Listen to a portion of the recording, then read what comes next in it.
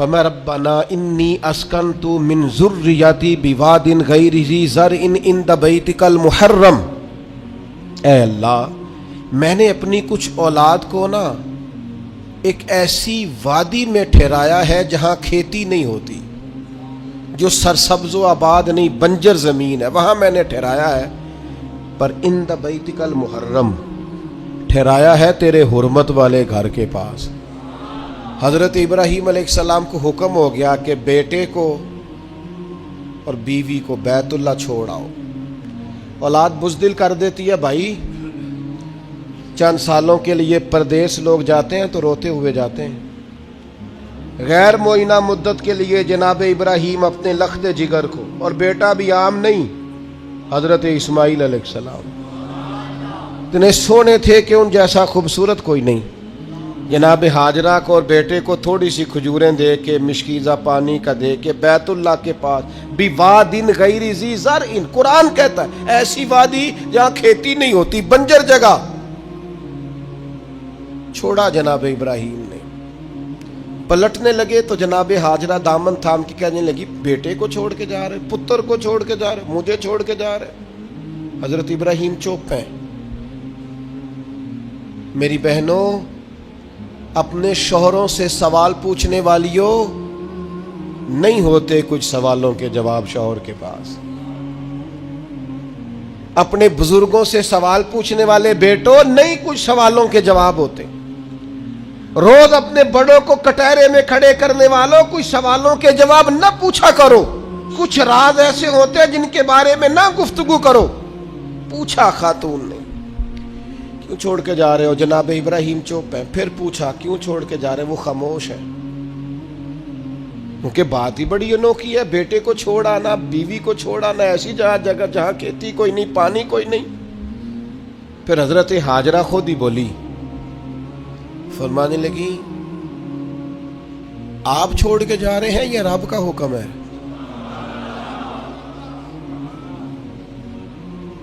تو حضرت خلیل کہنے لگے ہاجرہ اللہ کا حکم ہے۔ تو تسلی حضرت ابراہیم نے دینی تھی نا کہ ہاجرہ فکر نہ کرنا، رب کا حکم ہے، تو گھبرانا نہ، یہاں خیر ہوگی۔ جب حضرت ہاجرہ نے سوال کا جواب لیا اللہ کا حکم ہے کہ اللہ کا حکم ہے، اب حضرت ہاجرہ بولتی ہیں اور جناب خلیل سے عرض کرتی ہیں ہماری فکر نہ کرنا، اس لیے کہ جس رب نے کہا ہے نا یہاں چھوڑ جاؤ وہ بڑا کریم ہے، وہ ہمیں ضائع کبھی نہیں کرے گا۔ او کر تو صحیح نا تو یہ بھروسہ اپنے رب، سیکھ جناب اسماعیل کی والدہ جناب ہاجرہ سے، سیکھ جناب ہاجرہ سے اللہ پہ بھروسہ کرنا، اللہ کبھی ہمیں ضائع۔ پانی ختم ہو گیا تھوڑی دیر میں مشکیزے کا، کھجوریں ختم ہو گئیں، بیٹا پیاس سے زمین پر ایڑیاں مارتا، جناب ہاجرہ دوڑ کے ادھر جاتی صفا پہ، پھر دوڑ کے مروہ پہ، پھر صفا پہ، پھر مروہ پہ، 7 چکر لگائے۔ فرشتے نے آ کے اس جگہ پر مارا جہاں جناب اسماعیل کی ایڑیاں لگتی تھی، زمزم جاری ہو گیا، مالک ہو گیا ایک دفعہ جناب ہاجرہ کا جانا آنا۔ تو کریم نے فرمایا میرا کلیم چھوڑ آیا، میری پیاری بندی ہاجرہ اس کے کہنے پہ وہاں رک گئی، دکھوں کے دن تھے، تکلیفوں کے دن تھے، میری رضا پر وہ ٹھہر گئے، صبر کیا۔ اب دیکھو نا قیامت تک میرا انعام دیکھو۔ ہاجرہ تو پانی کے لیے دوڑی تھی نا سلام اللہ علیہا، تو وہ سامنے پانی کا کوڈر لگا ہے، ٹھنڈا بھی ہے اور سادہ بھی ہے، لیکن مالک فرماتا ہے حاجیو دوڑو، دوڑو مروہ پہ، دوڑو صفا پہ، ان الصفا والمروہ من شعائر اللہ، یہ صفا و مروہ اللہ کی نشانیاں ہو گئی۔ تو رب کی رضا پہ صبر کرنا، اور صبر کر کے تجھے تھوڑی سی مشقت کرنی بھی پڑی نا تو مالک کا انعام دیکھ۔ قیامت تک جو عمرہ کرنا جائے گا، حج کرنے جائے گا، پانی سامنے پڑا ہے پر دوڑنا پڑے گا۔ دوڑو میلین اخترین، دوڑو ان کے بیچ۔ کیوں؟ پسند آ گئی ہے نا جناب ہاجرہ کی ادا، پسند بھا گئی ہے جناب ہاجرہ کی ادا، کمال کر دیا جناب ہاجرہ نے۔ یہ عشق و محبت کا سفر ہوتا ہے، سارا حج کا سفر، سارا وارفتگی کا سفر ہے، اللہ والوں کی یادوں کا سفر۔ حضرت ابراہیم جب چھوڑ آئے نا تو اولاد ہوتی ہے نا، چھوڑ آئے بیٹے کو، پر کھیتی کوئی نہیں تھی، بغیر پانی کے بچے کو چھوڑ آئے۔ حج پہ بھی جاتے ہیں لوگ تو پڑوسیوں کو بھی کہتے ہیں ذرا دھیان رکھیا جے، 100 قسم کی باتیں، لوگ بچے ہوتے ہیں نا، اولاد ہوتی، چھوڑ گئے، اور پھر حضرت کلیم ایک کونے میں بیٹھ گئے اور کہنے لگے ربنا انی اسکنت من ذریاتی بواد غیر ذی زرع عند بیتک المحرم، اے اللہ میں نے اپنی اولاد میں سے کچھ کو نا اس وادی میں ٹھہرایا جہاں کھیتی نہیں ہوتی، سبزہ نہیں ہوتا، پھل نہیں، پر عند بیتک المحرم ٹھہرایا میں نے تیرے گھر کے پاس ہے۔ او بیٹو بیٹیوں دیکھو ماں باپ کا پیار کیسا ہوتا ہے، میں نے ٹھہرایا ہے وہاں۔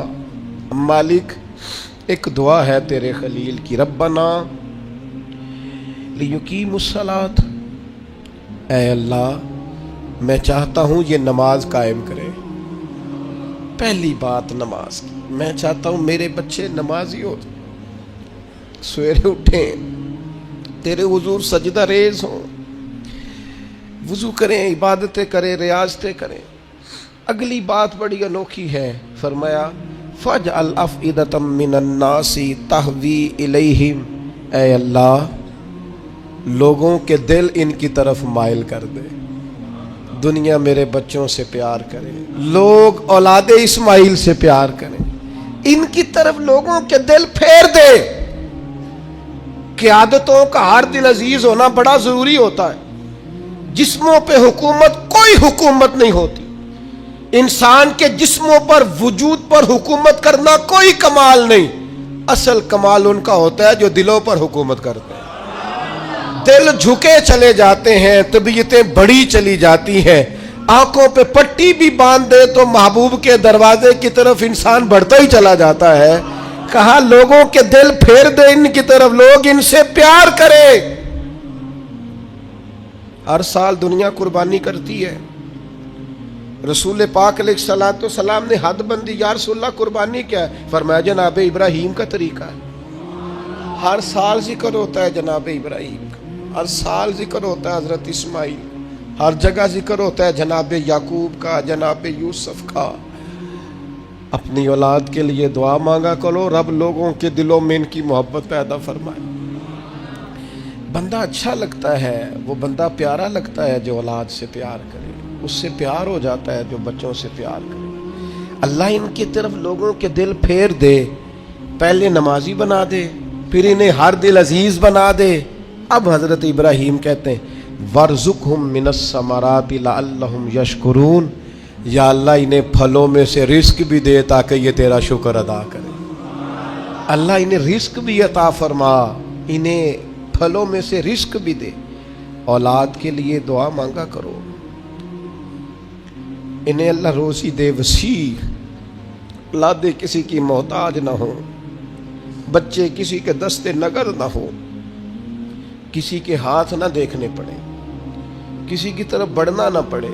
آگے ارشاد فرماتے ربنا انک تعلم ما نخفی وما نعلن، حضرت ابراہیم نے بات ہی کھول دی، فرمایا اے رب تو جو ہم ظاہر کرتے ہیں وہ بھی جانتا ہے اور جو ہم چھپاتے ہیں وہ بھی جانتا ہے۔ وما یخفی علی اللہ من شیء فی الارض ولا فی السماء، اللہ پر کوئی چیز چھپی ہوئی نہیں، نہ زمینوں میں نہ آسمانوں میں۔ پھر اولاد کے لیے دعا مانگی جا رہی، اس شہر کے لیے بھی دعا مانگی جہاں بچے رہتے، یہاں امن رہے، یہ بھی دعا مانگی کہ یہ نمازی ہو جائے، یہ بھی دعا مانگی حضرت ابراہیم علیہ السلام نے کہ اللہ انہیں رزق دے پھلوں میں سے، یہ بھی دعا مانگی لوگوں کے دل ان کی طرف کر دے، اور پھر کہا تو جانتا ہے ہمارے ظاہر اور باطن کو۔ پھر ارشاد فرمایا کہ میں اب بیچ میں شکر بھی ادا کرتے ہیں، کہتے ہیں الحمدللہ الذی وہب لی علی الکبر اسماعیل و اسحاق،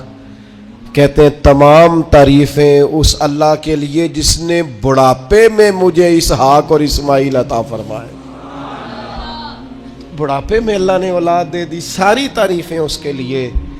پھر ارشاد فرماتے ہیں ان ربی لسمیع الدعا، بے شک میرا رب دعاؤں کا سننے والا ہے۔ آگے ارشاد فرماتے ہیں ربی جعلنی مقیم الصلاۃ ومن ذریتی، اے اللہ مجھے بھی نماز قائم کرنے والا بنا دے اور میری اولاد کو بھی نماز قائم کرنے والا بنا دے۔ کیا ہی مزہ ہے اگر باپ بیٹا ایک صف میں کھڑے ہو کے نماز پڑھیں، کیا ہی لطف آئے اگر باپ بیٹا کٹھے احرام باندھ کے طواف کریں، کیا مزہ ہی آ جائے اگر کبھی باپ بیٹا بیٹیاں اہل خانہ سارے کٹھے حضور کی بارگاہ میں حاضر ہو۔ کیا نرالا انداز، مجھے بھی نمازی بنا دے اور میری ربنا وتقبل دعا، یا اللہ ہماری اس دعا کو قبول فرما لے، اس دعا کو قبول۔ ربنا اغفر لی والی والدیہ، پچھلی ساری دعائیں اولاد کے لیے،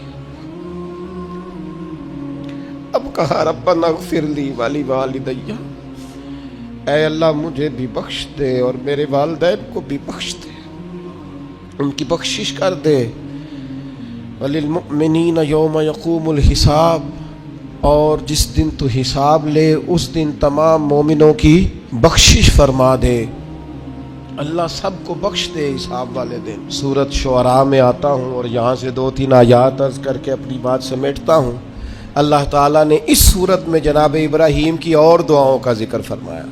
فرمایا حضرت ابراہیم نے دعا مانگی ربی حب لی حکمم والحقنی بالصالحین، اے اللہ مجھے علم و عمل عطا فرما اور مجھے نیک لوگوں سے ملاقات کرا، علم و عمل دے اور جو صالحین ہیں ان سے ملا۔ بڑا خوش نصیب ہوتا ہے وہ شخص جسے علم بھی ملے، عمل بھی ملے اور پھر صالحین کی صحبت بھی ملے، نیک لوگوں کی جسے سنگت نصیب ہو۔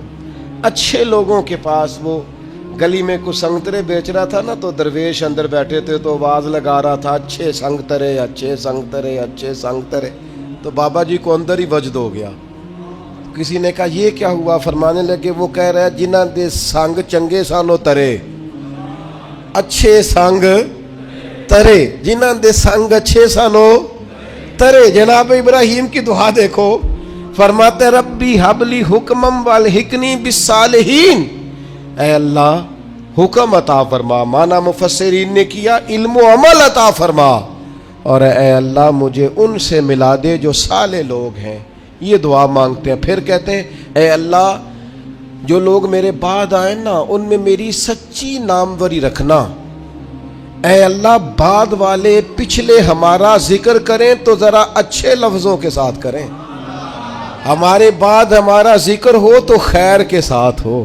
ہماری تعلیم کے لیے جناب ابراہیم دعا کرتے ہیں، فرماتے ہیں کہ پیچھے اس طرح کا چھوڑ کے جانا کہ تمہیں خیر کے ساتھ یاد کیا جائے، یعنی تم کہیں بیٹھو تو لوگ کہیں کیا بات ہے، اور اٹھ کے جائیں تو لوگ کہیں کیا بات ہے۔ لوگوں کے بیچ ہماری اچھی ناموری ہو۔ جناب ابراہیم دعا مانگتے ہیں۔ جناب ابراہیم کہتے ہیں وَجَعَلْنِي مِن وَرَثَةِ جنت النعیم، یا اللہ ان لوگوں میں سے کر دے جو جنت نعیم کے وارث ہیں۔ ہمارے تعلق بنا پر جنتیوں سے بنا، ہمیں ان سے جوڑ دے جو چنگیاں دے لڑ لگی ساں تے چولی چ پھول پئے، تو ایک دن پیڑیاں نال میں رل گئی تے میرے اگلے بھی ڈول گئے۔ کہا اے اللہ ان میں سے کر دے جو جنت نعیم کے وارث ہے، اور فرمایا ولا تخزنی یوم یبعثون، یا اللہ اس دن رسوا نہ کرنا جس دن لوگ قبروں سے اٹھائے جائیں گے۔ اللہ دنیا میں پردہ رکھا ہے تو قیامت میں بھی۔ میں آپ کو ایک راز کی بات بتاؤں، مومنوں کا پردہ رہ جانا ہے قیامت میں۔ عقیدہ ٹھیک رکھیں، اللہ سے ڈرتے رہیں، توبہ کرتے رہیں، گناہوں سے بچنے کی کوشش کرتے رہیں، لیکن پردہ انشاءاللہ۔ اور بھی بڑی جگہوں پہ حدیث ہے، پر قاضی ثناء اللہ صاحب پانی پتی رحمۃ اللہ نے جو لکھی ہے انوکھی لکھی ہے۔ کہتے ہیں حضرت عبداللہ ابن عمر کو لوگوں نے کھڑا کر کے پوچھا تھا وہ آپ کے کان میں حضور نے کیا بتایا تھا، کان میں نبی کریم علیہ السلام نے کیا بات کی تھی؟ تو جناب عبداللہ ابن عمر فرمانے لگے نبی کریم علیہ السلام نے مجھ سے فرمایا تھا اللہ قیامت کے دن بندے کو اپنے قریب کر کے پوچھے گا وہ فلاں فلاں فلاں فلاں گناہ کیا تھا۔ تو بندہ کہے گا مالک ہو گیا، اور بندہ ڈر رہا ہوگا مالک ہو گیا، تو اللہ فرمائے گا دنیا میں میں نے تیرا پردہ رکھا تھا، آج تجھے معاف کر رہا ہوں، پردہ رکھا تھا معاف کر رہا ہوں۔ حضرت ابراہیم کہتے ہیں یا اللہ جب قبروں سے اٹھائے جائیں تو رسوا نہ کرنا، امید ہے، کرم کی امید ہے، اس کی رحمت پر امید ہے۔ یوم نحشر المتقین الی الرحمن وفدا، اللہ کہتا ہے جب متقی قبروں سے اٹھائے جائیں گے تو رحمان کی بارگاہ میں مہمان بنا کر پیش کیے جائیں گے۔ امید ہے کرم ہی ہوگا، گناہگار تو بڑے ہیں پر امید ہے رحمت پر، اور کبھی امید ہے رحمت پر کہ جس نے یہاں عزت دی ہے وہاں بھی کرم ہی فرمائے گا، فضل ہی فرمائے گا۔ ایک بات آپ کی خدمت میں عرض کرنی ہے، آپ نے اس کو ضرور ذہن میں رکھنا ہے۔ ترمذی میں حدیث ہے، نبی پاک علیہ السلام نے فرمایا یہ جو ذی الحج کے پہلے 10 دن ہے نا، جتنی اللہ تعالیٰ ان 10 دنوں میں عبادت پسند کرتا ہے کسی اور دن میں نہیں کرتا۔ لیکن کچھ لوگ حج پہ چلے گئے، سعادت مل گئی، جن کے نصیب چمکے، اور جو یہاں بھی ہیں انہیں بھی لگایا ہوا ہے قربانیاں خریدو، قربانیاں کرو، اللہ کی راہ میں بانٹو۔ یہ عبادت کے دن ہے، کوشش کریں زیادہ سے زیادہ وقت استغفار میں گزرے۔ اور ایک حدیث میں نبی پاک نے وظیفہ بھی بتایا، فرمایا ایک تو پڑھو لا الہ الا اللہ، اللہ اکبر اور الحمدللہ، ان 10 دنوں میں یہ وظیفہ کثرت سے پڑھیں۔ یہ بڑی قبولیت والے دن ہیں، بڑے رحمت والے دن ہیں، بڑی عطاؤں والے دن ہیں۔ پوچھنا نہیں کسی بندے سے بھی کہ قربانی لی ہے کہ نہیں، کسی سے نہیں پوچھنا، کسی سے سوال نہیں کرنا کہ قربانی کا اس دفعہ کیا پروگرام ہے، قطعاً نہیں۔ سفید پوش آدمی کے لیے مسئلہ بن جاتا ہے وضاحت دینا۔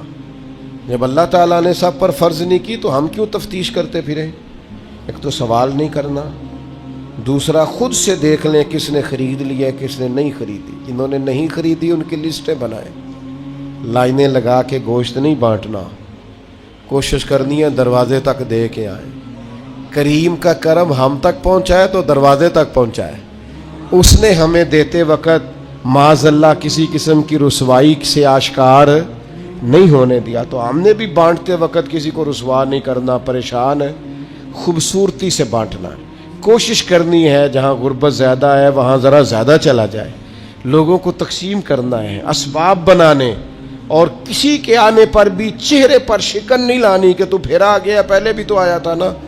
وہ ہمیں دیتا ہے تو رحمت سے دیتا ہے، تو ہم نے بھی اس کی مخلوق میں بانٹنا ہے تو ذرا مسکرا کے بانٹنا ہے، زیادہ الجھاؤ کا شکار نہیں ہونا۔ اللہ تعالیٰ سمجھنے کی توفیق۔ جناب ابراہیم علیہ السلام کی سیرت کو بڑی تفصیل سے قرآن پاک نے بیان فرمایا۔ رب کریم کا پتہ نہیں کتنا کرم ہے اپنے اس خلیل پر کہ جا بجا قرآن مجید کے صفحات، آیات یہ بھرے ہوئے ہیں حضرت ابراہیم علیہ السلام کے تذکروں سے۔ پھر ایک اور انفرادی پہلو قرآن مجید میں ہمیں نظر آتا ہے کہ جناب ابراہیم علیہ السلام نے اپنے رب کریم کی بارگاہ میں جو دعائیں مانگی ہیں نا، ان دعاؤں کو اللہ تعالیٰ نے بڑے اہتمام سے قرآن پاک میں بیان فرمایا ہے۔ کبھی کوئی بندہ پیارا آ جائے نا، سمجھانے کے لیے مثال دیتا ہوں، تو انسان تبصرہ کرتا ہے۔ کبھی کوئی پیارا آدمی آتا ہے نا جس سے انسان بڑی محبت کرتا ہے، تو انسان اس کی باتیں بیان کرتا ہے، کہتا ہے وہ آیا تو اس نے یوں کہا، پھر جواب میں نے یوں کہا، اس نے یہ سوال پوچھا تو پھر میں نے اسے یہ جواب دیا، اس نے اس حوالے سے بات کی تو پھر میں نے اسے اس طرح کر کے جواب دیا۔ کیا انداز ہے قرآن مجید کا، بلا مثال و بلا تشبیہ۔ رب فرماتا ہے میرے خلیل نے مجھ سے فلاں دعا مانگی، میرے حضور فلاں بات کے لیے فلاں معاملے میں عرض کیا۔ اس پہلو میں جناب خلیل اللہ علیہ السلام نے میری بارگاہ میں کشکول طلب دراز کیا۔ انداز تو دیکھیے کتنا انوکھا ہے، کتنا نرالا ہے، اور یہ جگہ جگہ پہ قرآن مجید میں حضرت ابراہیم کی دعائیں موجود ہیں۔ پتہ کیا ہے، ہم دعائیں تو مانگتے ہیں پر وہ لذت نہیں لیتے جو ہمیں لینی چاہیے۔ ہم دعا تو مانگتے ہیں پر وہ سرور حاصل نہیں کر پاتے جو ایک بندے کو اپنے رب کی طرف رجوع کرنے میں نصیب ہوتا ہے۔ رسمی سا انداز ہوتا ہے، روٹین کی باتیں ہوتی ہیں، بعض جگہ تو رٹی رٹائی دعائیں ہوتی۔ حضرت خلیل اللہ علیہ السلام جن کو رب کہتا ہے واتخذ اللہ ابراہیم خلیلا، میں نے انہیں اپنا گہرا دوست بنایا، وہ اپنے رب کے حضور دعائیں مانگتے ہیں۔ یہ دعا اتنی انوکھی، اتنی پیاری، کاش آپ اس پر غور کریں کہ یہ دعا مانگنا رب کو اتنا پسند آیا ہے کہ اللہ نے قرآن مجید میں بیان فرما دیا ہے۔ 2-3 مقام قرآن پاک کی عرض کرتا ہوں۔ پہلے دیکھیے سورہ بقرہ ہے، حضرت ابراہیم علیہ السلام اور جناب اسماعیل علیہ السلام خانہ کعبہ کی تعمیر کر رہے ہیں۔ حضرت اسماعیل اینٹیں اٹھا کے لاتے ہیں اور جناب ابراہیم علیہ السلام دیواروں پہ لگا کے دیواروں کو بلند کرتے ہیں۔ او دیکھو مسجدیں بنانے والوں، اللہ کے گھر تعمیر کرنے والوں، ذرا اپنی شان تو دیکھو، ذرا دیکھو تو صحیح تم کس کی سنت کا تتبع کر رہے ہو؟ تم دیکھو تم کس صف میں کھڑے ہو جس صف کی امامت جناب ابراہیم علیہ السلام فرما رہے ہیں۔ حضرت ابراہیم کعبے کی دیواریں اونچی کر رہے ہیں، بیت اللہ شریف کی تعمیر ہو رہی ہے۔ مالک کریم کو وہ بات اتنی اللہ کی بارگاہ میں مقبول ہوئی کہ قرآن میں بیان کیا، فرمایا وَإِذْ يَرْفَعُ إِبْرَاهِيمُ الْقَوَاعِدَ مِنَ الْبَيْتِ وَإِسْمَاعِيلُ، فرمایا جب اٹھاتے تھے نا جناب ابراہیم اور جناب اسماعیل اس گھر کی دیواریں، جب وہ اس کی دیواریں اٹھا رہے تھے، بنیادیں بلند کر رہے تھے، تو پتہ ہے ساتھ کیا کہہ رہے تھے؟ ربنا تقبل منا، ساتھ دعا مانگ رہے تھے یا اللہ یہ ہم سے قبول فرما لے۔ اللہ ہم نے کوشش کی تیرا گھر بنانے کی، ہم نے جد و جہد کی اس کی بنیادیں، ربنا تقبل منا، اللہ اسے قبول فرما لے۔ اصل قابلیت نہیں ہوتی، اصل تو قبولیت ہوتی ہے۔ دعا فرماؤ قبولیت نصیب ہو، ہم کوئی عمل کریں تو اس کی بارگاہ میں وہ قبول ہو۔ دعا مانگ ربنا تقبل منا، اے اللہ ہم سے قبول فرما، اس لیے کہ انک انت السمیع العلیم، تو سننے والا بھی ہے اور جاننے والا بھی ہے۔ اور پھر اس کے ساتھ اور دعا مانگتے ہیں، پیغمبر ہیں، خلیل اللہ ہیں، اللہ تبارک و تعالیٰ کے برگزیدہ ہیں، ان کی عبادتیں، ریاضتیں، ان کی جد و جہد، ان کی تبلیغ، ان کی کوششیں اللہ کو پسند ہیں، اور وہ اس مقام پر فائز ہے کہ رب کریم نے انہیں اپنا خلیل بنا لیا ہے۔ پھر بھی کہتے ہیں ربنا وجعلنا مسلمین لک، اے ہمارے رب ہمیں اپنی بارگاہ کا فرما بردار رکھنا، ہمیں گردن جھکانے والا بنانا، ہم تیرے حضور جھکے رہے۔ وَمِن ذُرِّيَّتِنَا أُمَّةً مُسْلِمَةً لَكَ، اور ہماری اولاد میں بھی ایک امت کو اپنی فرما بردار رکھنا، آنے والی نسلیں بھی تیری فرما بردار رہیں۔ دعا کیوں نہیں مانگتی امت یہ کہ یا اللہ ہماری اولادیں بھی تیری فرما بردار، ہر وقت ان کے لیے رزق ہی مانگتے ہو، صحت ہی مانگتے ہو، اچھا کاروبار ہی مانگتے ہو۔ یہ دیکھو جناب ابراہیم کیا مانگ رہے ہیں، کہتے یا اللہ ہماری اولادوں کو اپنا فرما بردار رکھنا، یہ تیرے نافرمان نہ ہو۔ اتنا مقام ہے، مرتبہ ہے، پھر بھی کہتے ہیں وَأَرِنَا مَنَاسِكَنَا، یا اللہ ہمیں اپنی عبادت کے طریقے سکھا، یا اللہ ہمیں سکھا کس طریقے سے تیری عبادت کریں تو راضی ہوتا ہے۔